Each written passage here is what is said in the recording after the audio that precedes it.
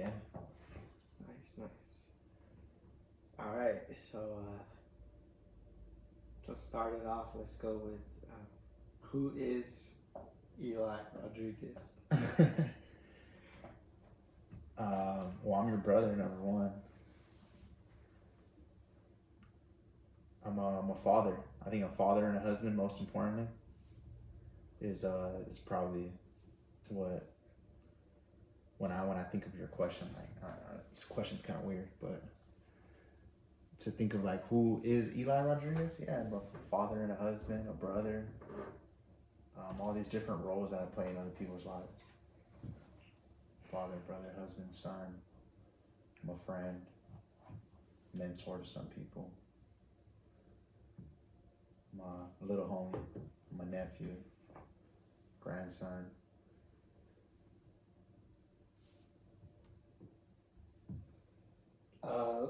If you could give us like a little backstory or like a little journey on like Eli Rodriguez's story, like what would you say? Uh, I mean, I'm from San Pedro, California, so that plays a big role in how I grew up, who I am. I have a big family that comes from San Pedro, California, so that's very important to know. In San Pedro, it got a lot of small town vibes. People who aren't from Pedro or from the area really, and then come and discover what we have going on here, like the whole community thing, where there's a lot of just connections between different peoples and different families have connections that go on through multiple generations. I think people come and that's how they describe it. They say small town vibes, and so from for anybody who's experienced that, whether grew up in a small town or just maybe moved to a small town and experienced that, I think just visiting, you kind of see it, but not enough to really know what I'm trying to talk about. What I'm talking about is like you have to be living in a small town, whether you grew up there or you moved there, but you get to see what that means. A lot of us are from like cities and either like more in the urban neighborhoods or maybe even like suburb neighborhood too, is not going to have the same vibe. Like when you're from the city, like this is over here we're considered Los Angeles, but we're a community that's governed by Los Angeles, so we're actually our own town, San Pedro, and there's a lot of other places like that. Like here in the harbor, there's Harbor City, Wilmington. Watts is actually its own town that's just right up against Los Angeles geographically, so there's really no like noticeable physical border between some of the other towns, but like us, we're kind of spread out. We have these other big cities that are their own incorporated cities. Legally, their government and everything is actually separate. But we're actually a part of Los Angeles, so you do see a lot of what is Los Angeles. You see it here too in San Pedro, because of historically, but because the government. Like we don't have our own government that gives us our own public services. We get it all from Los Angeles. The point I'm bringing about all that is because it is important about who I am, where I come from. So when you go to other places, like anywhere that is in actual Los Angeles City, and they have no other name for their town. They may have a name for their area, but it's different than being our own town, like San Pedro, Wilmington, Harbor City. You go to South Central and they say this is South Central Los Angeles, but South Central is not its own town. It's just a group of neighborhoods, a bunch of neighborhoods. It's a geographical area of Los Angeles in the south, right? Towards the south. It's south of downtown, but it's very central. The 110 freeway that goes from downtown all the way to San Pedro is pretty much just going straight down the center of the city. And so you got a lot of Los Angeles City to the west of the 110, a lot of it to the east of the 110. And even like San Fernando Valley has its own towns, kind of like us. And there's towns out there, Van Nuys, North Hollywood. These places also governed by Los Angeles, right? But are geographically away. The hills are in between, so there is a physical border there. So I think what's really important, and I'm saying stuff to you that's maybe not too new, right? If anybody comes across this video and doesn't know what's going on over here, or maybe somebody even who's from the area but not from Pedro, not from the harbor, maybe they're going to hear this and it's going to be helpful. A lot of people are not hearing anything new when they hear me describe it, all of this. But the point I'm making is to show that, yeah, we may interact and we're close and we may see people who are Los Angeles, and they may think, yeah, we have our own neighborhood and we're our own town and things around here are such and such. But and in some places you do have like more like you find the close-knit type of communities, whether it be hood or whether it be more like suburb. But you may get some of that, but you don't get it the same way that you get it in Pedro. I guarantee that, because here it's like we're closed off, so there's really no need to like drive through here unless you're coming here. Like everywhere else, you have a chance of driving through there, not because you intended to drive through there, but because it so happens to work out for your route. Like if you were in like let's just say like there's other like the cities close by here, like Wilmington, Harbor City. You have a chance of driving through there more than you have a chance of driving through Pedro. Typically, because of where we are on the peninsula, all the way like at the end of the freeway, you only come in here because you're coming here, not driving through.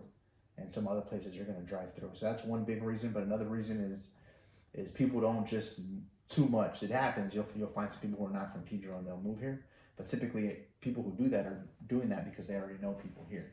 Like their wife. I've met so many people that said, "Oh, I'm going to move to Pedro because my wife is from Pedro, so then we moved here." And that's their story. Or yeah, I might have some roommates. They're from over there, so we moved over there. Or I work such and such. It's close by. So you have people who grow up here, maybe move away and then come back. I moved away for a little bit. But then I came back. And the funny thing is that my parents moved away. So when my parents had me as a baby, we all moved away. We all lived away for a few years, and then they came back and they brought us back. So then we ended up growing here in Pedro because they came back, and that's the story most of the time. Is that either you never move out or you move out for a little bit and then you come back. And there's so many people that I've met here in town like that. The other part too is because that's happening, then you see the culture, and you see the legacy passed through generations, almost like where you see somebody, a lot of immigrant families here, right? A lot of us are immigrant families, Latinos, mostly Mexican. So a lot of people are coming from Mexico and to establish their families here. So they live here and work here, and the kids go to school, and the kids grow up, and they make all their friends here in town, and they find somewhere to work. This just brings me up, but another reason why people stay here is because you can find a lot of work here. Just being local, we have so many opportunities. Like so many people have made a great life off of getting work down at the port. Like joining the union is like one of the biggest things here for people to really set themselves up. And it's almost like the way a lot of people think is like you get in this, that'd be like the dream, or that's your golden ticket. You get in with the union down at the port, and then you're straight. And it's pretty much true, because you'll see people who, and I'm not trying to like clown nobody or anything, but you'll see people who are not that smart, maybe people who didn't do good in school or anything like that, were never like a responsible person. You'll see people who were not even like hardworking or anything outside of getting into the union, but because they have the golden ticket, they have a reason to go hard. Now it's making sense to them, and now they go hard. So you'll see all kinds of people who do really well. They brings out the best in them to know that they have a way to make really good money and have really good benefits. And so the union's a big blessing for this whole area. Like people, not even just from the cities that are directly here, but people get into the union and live further out, and they come and drive to work. But because we're here, and there's so many families that have established themselves that way, and we're exposed to it, and so many people get each other in there and stuff like that. That's how it used to work. then you have a reason to stay, and you don't have a reason to leave. You're not chasing work somewhere else. But besides that, we also have all the other industry that comes that is built here because of the port being here, right? Like the oil industry, and you got all the logistics industry with the trucking. So, and all the warehouses that are around here, right? Because they got to move stuff. So there's a bunch of other stuff that's going on here that is giving people a reason to stay, because you can make your living here and you're fine. And this is a nice neighborhood. Of course, we have our own hood, and the way we describe it here is you got the lows, you got the mids, and you got the highs. Is that how you guys would describe it back in school, or not? Was it different? You guys never said that? Not necessarily, but not necessarily. Nah? But I know people that say they're from the lows. Oh, okay, so when I was growing up in school, and we're not even like that much. We're only 6 years apart, but still things can change fast, especially in our generation. Like things do tend to change fast. And the way we would describe it, and I learned it from people at school, not like from my family. At school, I hear people say that from the lows or from the highs. And I think it wasn't a thing to say the mids, but at that time when I was going to school, then it started coming about like the mids. That's the mids. The idea is the lows is the hood, the highs is all the nice area, and the mids is just kind of like all up in the down in the center. So when you go to school, we go to school together. So you got kids who are like from neighborhoods that you would think this is the suburbs. It's San Pedro, but you're like, wow, like this is the suburbs. And you go to school with kids who are from the projects, and there's more to the lows than just the projects, okay? But the point is like we're all going to school together, and there's a few different elementary schools here, but there's one main middle school. There's another middle school who's not really in town, but a lot of people from the town go there. So we all go to school together, and it kind of is a part of what becomes our culture as well. But yeah, when I was coming to school, we'd call it like the lows, the mids, and the highs. And even though we do have the hood, and we have there's gang culture around, and there's crime, and there's a lot of druggies on the streets, I would like to think that the town is actually still a pretty good place, pretty nice place to be. What nice place doesn't have their people on the streets nowadays? So I don't think that's a reason to count it out. So I think it's a really nice place. Most importantly, like visually, you come here and we're right by the ocean. So you think about that, right? I'm growing up in a place where I got beautiful scenery. It's like completely normal to me to go to the beach, to go to the tide pools where all the little rocks are. You can see all the animals in the water. And the really beautiful thing, look, I'm a father. I have 2 daughters, and I have all the memories of my dad taking me to these places in San Pedro, like being over there at the tide pools and looking at the little animals in there. It's like a precious memory that I carry with me forever. And now as a father, I can take my kids to go see all these things, and all the parks here. Like when I was growing up, I knew all the parks. Oh, I like that park, and I could picture the playground, and I felt like, oh, maybe I feel like going to this park today. Let me ask if they'll take me. So I think something about that is very special for us who we grow up here. And I think that was my parents. Like they grew up here, and then they're like, yeah, like I'll raise my family here. And they felt like we have a lot of family around in San Pedro, so let's continue to raise them, raise our family in San Pedro. So then I am growing up, and as a father, I'm like, I want to raise my kids in San Pedro. So think about that, right? I've spent all this time just talking about that, and the question is like, who am I, and what's my story, and stuff like that. I think that's a huge part of it. I think it's a huge part of it, and I think there's so much other things that I could talk about if you like about knowing my story. But I think you gotta we'll unpack that. If you ask anything specific about the story, you don't have to pretend like you don't know me, but I think like it's important. I think it just takes self-awareness to understand that where you come from is a huge part of who you are. And it's like, just like in a movie, they have to make the setting. In any story, you have a setting to the story. And much of my story is in the setting of San Pedro. For sure. I for sure know you more than the audience. So, so some questions might be, for the audience too. Like this, like what you said. I need an answer to this, but I just wanted to see like what you would give us. Yeah. What else is out there? But you mentioned you have a family, so something I want to ask you was like, how did that come about, or how did you make that choice to start a family if it was a choice, and just expand on that. Yeah. I think we've talked about this before.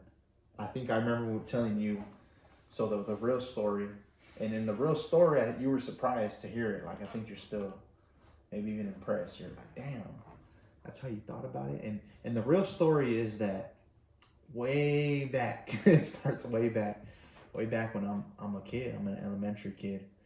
Maybe I'm even like first grade or something. Or I don't really know when this starts, but I saw myself becoming a father. Like, I always thought of myself as a boy who's becoming a man who then will be a father. And family was always important to me because that's what my parents showed me. My parents showed me the importance of family, like going to, I know a lot of other people, especially like in the Mexican cultures, this is just what it is. You have family gatherings, like birthday parties, holidays, or just get together for no reason, just to hang out, barbecue or something. But you get together with your family, and the way you behave around your family, the way you treat your family, right? That's all very important, and you're taught from a young age.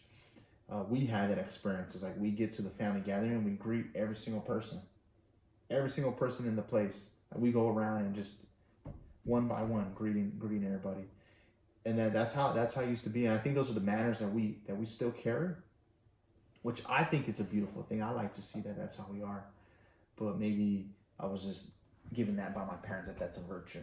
But I do think besides it just being like a subjective virtue, I think there's a lot of objective reasons to be that way. Speaking to like social intelligence and how that can have a really positive effect in many ways. But the way that we treated family was so important. So it was always important to me that I feel good with my family, the family that I came from, the family that raised me. Having like the good experiences with them, making sure that we weren't on bad terms, like seeing other family members outside of our immediate family, seeing other family members go through struggles. I always felt like I wanted to help and take that away from them if I could. And then seeing like that, I had little cousins growing up because I was like one of the older boy cousins. I'm the oldest boy cousin from my dad's siblings and their kids. So I have younger cousins growing up and a bunch of younger cousins growing up, and I'm thinking like, and people would tell me, they're looking up to you, all right? But they would always tell me like, you're a good kid, you're a good role model. So it wasn't even like a question or they had to check me. I always felt like people just saw I was a good kid and they were giving me compliments. And then some people would tell me, they look up to you, just to kind of remind me, just to, I guess, to kind of more of like a compliment as well, and saying, hey, they look up to you, take care of them. But I always had in my mind that I was being an influence. May have not used that word until way later, but from a very young age, and then having a little brother too also gave me that. But more than that, just having a lot of cousins, and when we get together, having a big family with all these kids, I think I always knew, okay, I'm an influence.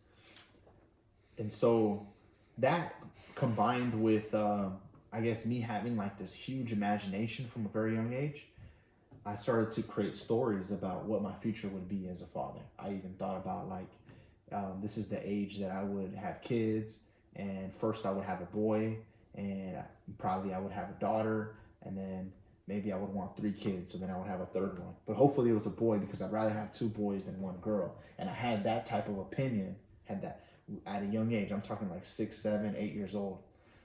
And then by the time I was in, maybe 4th, 5th grade, and I could write things down, I had written this stuff down before. It was crazy. So At the time, I didn't think it was crazy. At the time, I thought it was perfectly normal. But later on, I would think like, damn, I was spending time in my room as this little kid, really imagining myself to be a man and a father. And I used to always think about myself too, like who am I becoming a man? I thought at such a young age, in those young ages. So then when I was in my teenage years, I had a great father and I had great other male figures in my life that helped steered me. And so they'd talk to me about different things when it, related to becoming a man. And so I don't know if I'm saying like I tapped into what I had in the past, or if I was like maybe just kind of ready. Like it was like I was kind of just ready to receive it all. I was eager to become my own man. And the question is about family, but I'm trying to give the whole background story that this has been in my mind for a long time. And in high school is when I met my wife. So we started our relationship way back then. And to me, because of advice from male figures in my life, I never saw myself at that age as a teenager, right? I never saw myself like, I'm going to try to find a lady so that I could marry her. And that wasn't the way that I was ever thinking. But what I always understood, even through those times, thinking like that, like thinking like I was going to be a little player and stuff. That's how I was thinking at the time, being a teenager, right? So at that time, even thinking that way, like a little player, I was telling myself I would be a father one day, right? But if I'm going to be a father, I'm going to need somebody to be the mom to my kids. So, maybe I was connecting the dots. Maybe I was in denial. I don't know what it was, but the idea was that I knew I would find a woman to be the mom, and to give my kids the best environment, I would probably pursue a marriage with the woman and have a united household that has a mom and a dad together in a relationship, and give them what I had growing up. So maybe I wasn't. I was able to connect the dots. I just was in my mind thinking at the time, I'm not looking for a wife. So that's a huge part of the story, right? But I met who is my wife today. I met her in high school, and we started a relationship in high school. So even though I wasn't sure where that was gonna go, the logic was always that I wouldn't be in a relationship with somebody if I didn't see the possibility that we would be together to have a family, married and have a family. So I never actually thought that I'd be in a relationship with somebody I didn't see myself long term. I think it's crazy whenever I hear people say like, yeah, I'll date them, but I won't marry them. That sounds stupid as hell to me. Because the point is when you say you date somebody, I don't know what that means, right? But doesn't that mean like you're in an exclusive relationship, like you make it official or not? Could mean different things. Some people just use that word as just saying we're hooking up, we're dating. We're just hooking up. We're dating. Like, yeah, you're hooking up. Just fucking on the side. Yeah, we're just dating. We're just hooking up. Yeah. Well, then why not just say what it is? That's my opinion on that. But I know whatever. If you think it's bad, then why are you doing it? And if it's not, maybe there's like social etiquette to it. Like you don't want to say that. Yeah, like you bring a girl. Just say we're friends. I don't know, but it's kind of my opinion is like, why go and do these things with people, whatever word you put on it, if you don't see it becoming serious? Like why at all? That's just kind of me, and I know that, and I actually can I can answer the question for them because I've thought about it enough already. But one thing is like you have social circles, and you have people who are like your real tight knit people, like your family or your day ones. You have your best friends. You have people who are very, very close to you. And then you have people who are like your friends, but are just a little bit outside of it. Or like we have a lot of cousins, and we don't see our cousins every day, and maybe they're not our best friends, but our cousins are people who are close and we love them. And if we see them or if we see them on accident, like run into them or something, right? There's going to be a lot of love. There's not going to be no barrier. So I think Like you have these circles, really, really tight people who are pretty close, but not as close as the tight people. And then from there, now you have like something a little less close, right? You have like your work buddies or whatever that are not that close yet. You have or people like, yeah, I went to school with them, we used to be homies. Or you have oh yeah, I met him because he was my homie's homie, and now we're cool, But now y'all are not that cool yet, but it is cool how you're getting there, whatever. So you have these, like, I think it kind of spreads like that. I'm just trying to paint that picture that if you can imagine who are your close people, who's like the second layer after that, who's the third layer after that, and then it's like acquaintances, like, oh yeah, I recognize you, but you ain't that cool at all. So there's like layers to your social life, and my point is like, I was always caring about who the close circle is. I think it's in my personality maybe to like think about who the closest people are, and really just prioritize that.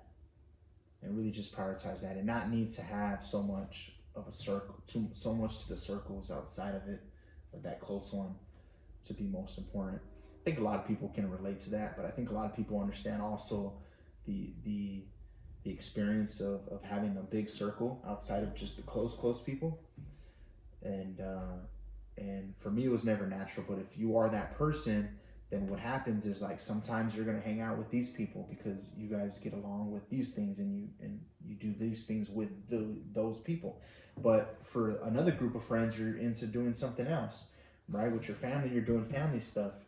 And so I think that also happens like in the romantic life, and in some people's romantic life, like they, like a friendship, they want to do the dating thing or whatever, and then even if they don't see it like, hey, we're gonna be married one day, then they don't need to ruin what they have now by thinking too far ahead into the future. But for me, that didn't make sense to me. That didn't make sense. I thought from day one, like as a young man, from day one, you're going to start taking a girl out to dates. You start finding yourself spending a lot of time with her. You start getting really close with her and vulnerable, and letting her in on your life. I think then you have to question to yourself, like, okay, am I getting feelings for her? Do I see myself doing something serious with her? Could this be the person I end up with to have a family with? And that's going to make you ask more questions like, well, what am I looking for? What would I, and then maybe you'll see some things that are like, oh, that makes me not want to do it. And then you'll see some things that are like, that's a good sign for us. That means that we could work out. I want somebody who's like that as a mom. You see, I was asking myself those questions with any girl that I spent time with. And so when I had the relationship with who is my wife now, I was thinking that same thing. I said, here's somebody who I could take serious. It's a good girl. And we're both in a place in our lives where we're like very good friends to each other. And I know that maybe like our friendship wouldn't be the same if I didn't work this out with her romantically. But I know that even if I would want it anyways, knowing that it would be hard, I still would try to have a friendship with her even without. But when I'm asking myself the whole thing is like, do I see a future? How important is that family thing to me?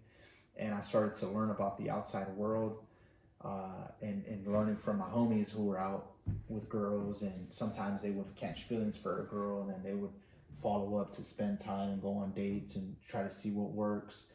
I would hear some of these kind of turn into horror stories, like the reality that I was facing as a young man, getting out of my teenage years was that it seems like there's not a lot of good girls out there. I think that's just something that people say right now. Anyways, I'm in my 30s now, so I'm only 31. I'm actually 30. I'm young, but still, like, being 19 years old is a long time ago compared to how old I am. If you're like 50, 10 years is probably feeling like nothing to you. But when you're only 30 years old, 10 years is a long time. It feels like a long time. When you're 25, I'm sure 10 years is a long time. So more than 10 years ago, 12 years ago, I'm realizing that I have something good with my girl. And we have rough patches like all relationships do. But to see the reality that I would probably not be able to work something out, like a serious romantic relationship, otherwise, because I wasn't gonna go for it, and the girls I was meeting wasn't gonna be anything close to what, like, I would meet maybe good girls and maybe attractive girls and maybe something that you think could work out, but for a lot of women at that age and me going to college and stuff, is like these women are not themselves thinking about settling down type of thing. So I think I think it's like it's foolish for anybody in the environments that they're meeting each other in those ages. It's foolish a lot of times for them to think that they can think far ahead into the future when they don't really know where life's going to take them. Like when you're first determining what career to start up, like maybe work takes you different places. So I'm rambling on about all of this just to help give insight what was going through my mind. And I was like, I'm going to want to have kids, and I don't want to be an old dad, and I got a great woman here, so I'm gonna make it work with her. And after I graduated college, I started working in Woodland Hills, and I was tired of driving from Santa Barbara, where I went to school, from Santa Barbara all the way to Woodland Hills, which is when if I left early enough, it was actually only a 45-minute drive, which is actually great because it was a trick. I tried to live over here in my dad's house and drive to the same office, which in mileage is closer, but because of LA traffic, took over an hour all the time every day. Whereas in Santa Barbara, all I did was leave early enough, and over there traffic hits, and because people drive slow. Not that there's that many cars like there is over here, but over there people just don't drive that fast. They're like cruising, and so traffic builds up because of that. So you do hit some traffic too, but if I left early enough, it was never that bad, and I always got through like in 45 minutes, despite it being a longer distance. But still, I was tired of that, so I told myself, yeah, I also don't want to live under my dad's roof. I felt like I was becoming my own man. I couldn't live it under another man's roof and become the complete man that I want to become for myself, especially the type of great father that I have. It's hard not to take the advice. It's hard not to just accept what he's trying to do for me by providing a place to stay, and also by just like being a very present figure for me. But to become my own man, it was very helpful to move away to college, and then I said I want to continue to be my own man in that way and provide for myself. And also, I was working in Woodland Hills, which is really far, so I needed to find my own place to live. So in the process of finding a place to live, I asked my girl, I say, how about you move in with me, and we really see if this is gonna work for us, right? Like you got to take it to that next level and see if this is what we want. After doing the long distance thing, which is really tough, then it's like let's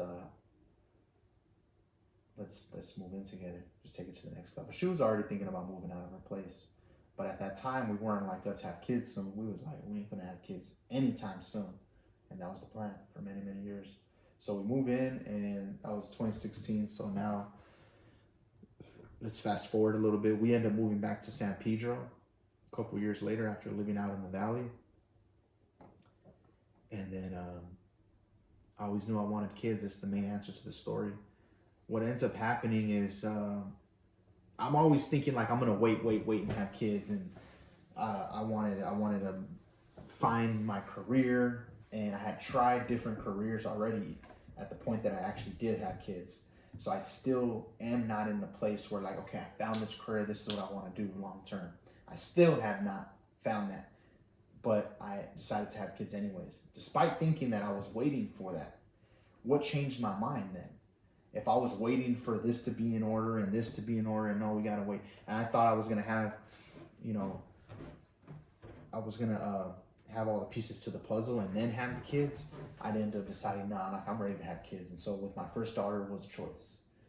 It was a clear choice for me. And the honest truth is that one of my closest cousins, who was like my little brother, passed away. And I went through a lot of grief and like a lot of reflection. And if you've ever went through grief like that, when you lose somebody very close, you start to rethink life. And so, in conclusion, like the simple way to put it is I saw life as so precious, and I saw the idea. My brother, my cousin who passed away, he also had kids already, and so at the time, I then changed my mind and said, you know what, I don't have to wait for all these things to be in order in my life to feel good about the father I am. Being the person I am to my kids and being present for them is what's going to be most important. So I felt like all this love for my wife and that she was the person to be the mother of my children. And I felt like good about myself, that I didn't need to have all these external things. Who I had become on the inside was going to show, and giving that to my kids meant that I was ready myself. So I said, why wait? Let's get this thing rolling. And that's how it happened. And I think that because I had always in my mind that I wanted to have kids, then by the time I was there, like enough planning had been done, right? But by no means would I give the advice to anybody like, if you're feeling like it, just do it. By no means is that my advice at all. One time I was visiting some friends in Santa Barbara, and they're tripping out like, so how is it having kids, the dad life? And I was saying it's cool, it's a lot of work. I'm like, yeah, but do you like it? You're like, oh man, I love it. It's a blessing. I'm like, yeah, so would you recommend it? Like, no, I do not recommend it. I do not recommend it. Like, it's something that it's easy to do. It's easy to start it. But once you start it, there's no going back. And it gets harder and harder. Like when you first bring the baby home, that first week is hard. But in a different sense, after that, it's kind of easy, and then it'll get harder and harder. And so there's no going back after that. And all your mistakes are there, set in stone. Like the cement is drying. So if you accidentally like dip something in there, you can try to fix it, but mistakes are gonna happen. And that's what happens when you have kids. So I make mistakes, but I had worked on myself so much through all my 20s, and I always had in mind that I wanted kids. So it's like I had already done enough preparing by the time that I actually got to that point where it's like changed my mind. I was like, I'm not gonna have kids till after I'm 30. My wife's like, what? That makes me, like 28, and I'm gonna have kids late. I don't want to be too old and wait that long. This is the oldest I will wait. So like 30 was gonna be the latest that I could have kids according to my wife's clock. I ended up deciding no, we're having kids earlier than she wanted to. She wasn't ready. Now like, nah, I want to do this. So the tables turned, and then I was the one who was like ready to go. But by no means, right, am I saying that if you feel the way like, oh, I'm ready and it's time, that you should do it. Because at the end of the day, if you really do want it, then you're gonna do it, right? It's not hard to make the baby; it's hard to raise the baby. But if you really feel like you want that and you want to raise a baby, you want to raise your own baby, then you're gonna do it anyways. You don't need me to give you support or to give the advice to do it. Once you're there, then I can give you advice about going through it. But I would say if you're thinking about it, think again. Think again. You might not be right. You might not be ready for it, honey. It's the straight up truth. It's a big responsibility, and you don't want to treat it like it's not. Hope that answers the question. Yeah. So like one of the questions too I had for you that came up while you were speaking is so let's say there's a father that since you brought up your age, how old were you when you had your baby? So your firstborn? So my daughter was born 16 days before. She's born on January 1st, first day of the year. Beautiful thing. And I'm born on the 17th of January. So I was about to be 28. I was about to be 28. It's 27. Does that make sense? Okay, 27. Like 2 weeks later, it was my birthday, and I turned 28. So let's say there's a father out there that's the same. He's 28. He's about to have a kid. Someone close to you, and he asks you for some advice. What is some advice you give him? That's a good question, because I do have people in my life who are close to me.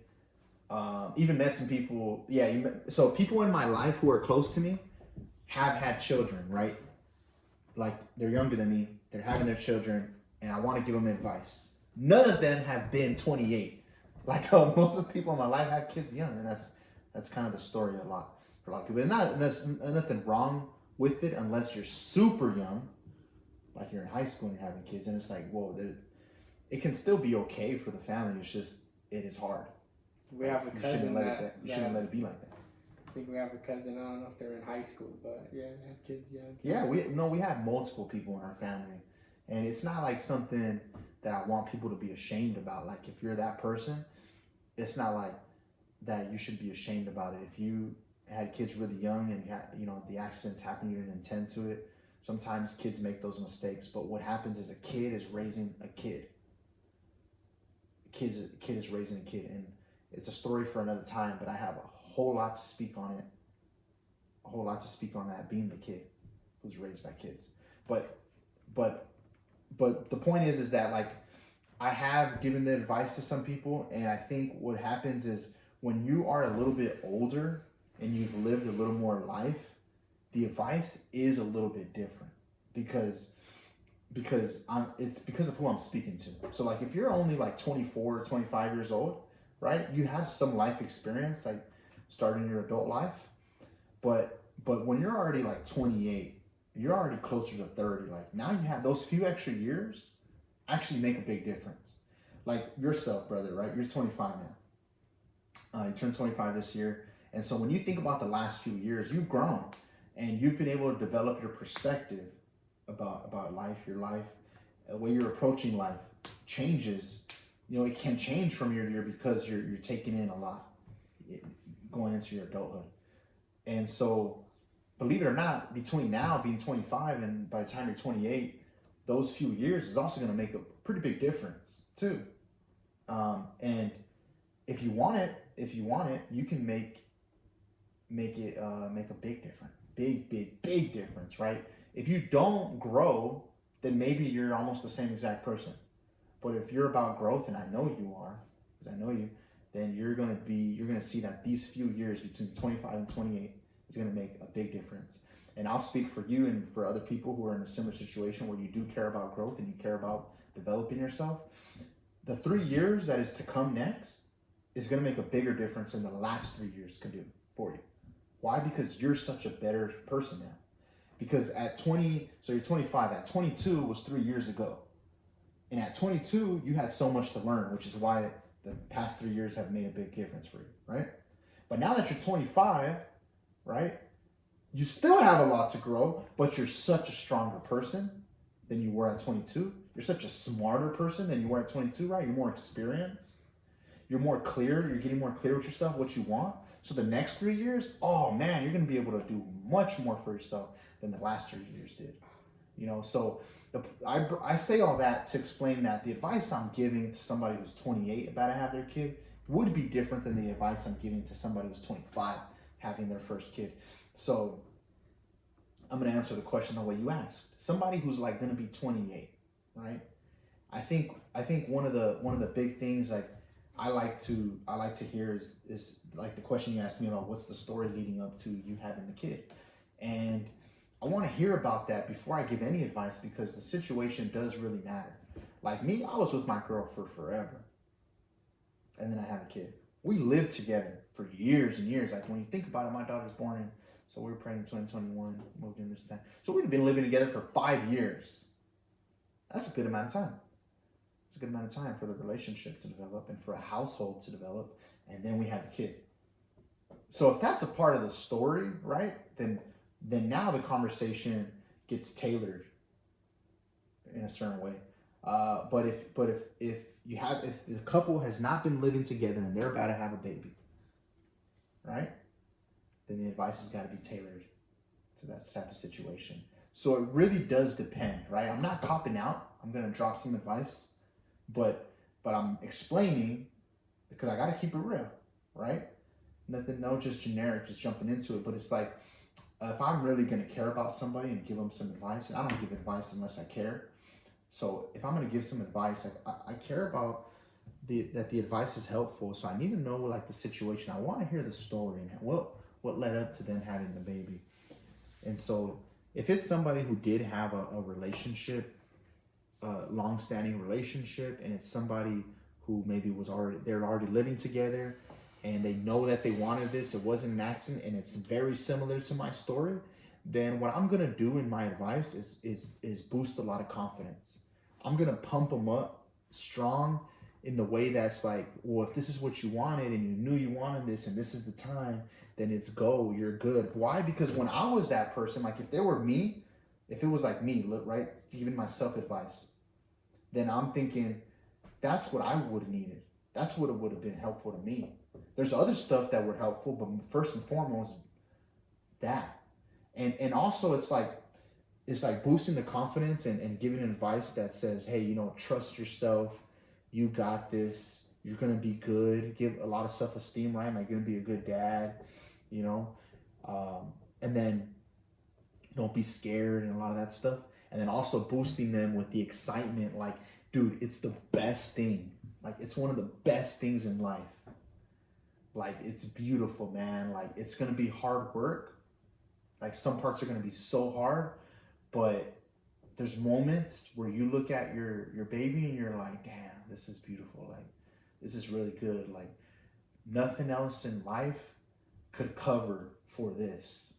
Like, I could have so many other things in life going well, like going better than they are now. So there's a lot of different areas in life, right? There's like your career and your financial and your health, and there's different areas in life, your social life and outside of your romantic relationship. But there's all these other areas of life, and they could be going really, really well, but nothing else could cover this. What the feeling that you get, that fulfillment that you get from caring after your child, it's like nothing else can cover for it. You're not going to get it from something else. Like, you can have a great life if you never have kids, but you ain't going to have as good of a life as me. If I still feel good in all my other areas and I have this, you can have way better in all those other areas than me. I don't believe you have a better life than me. I don't believe it. Maybe because I'm wired different than the person who's not going to want kids but has everything else they want. But you just couldn't change my mind. I couldn't feel any different.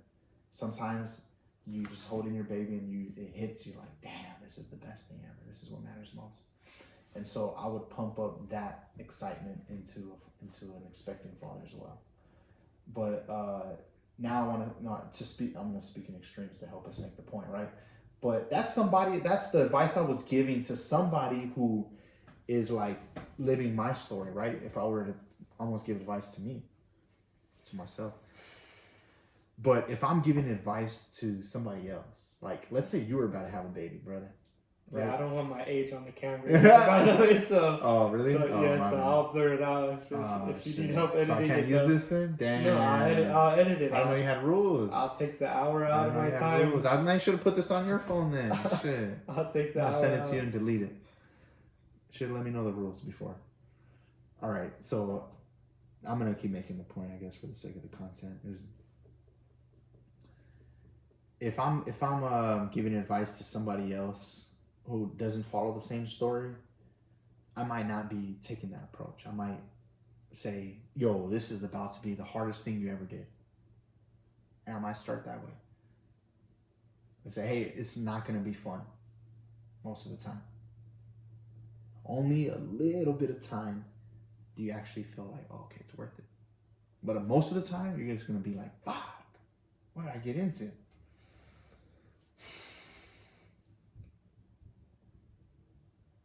You know, I might be telling somebody different. When I'm hearing the situation, then I'm just going based off of what they're telling me. So it's like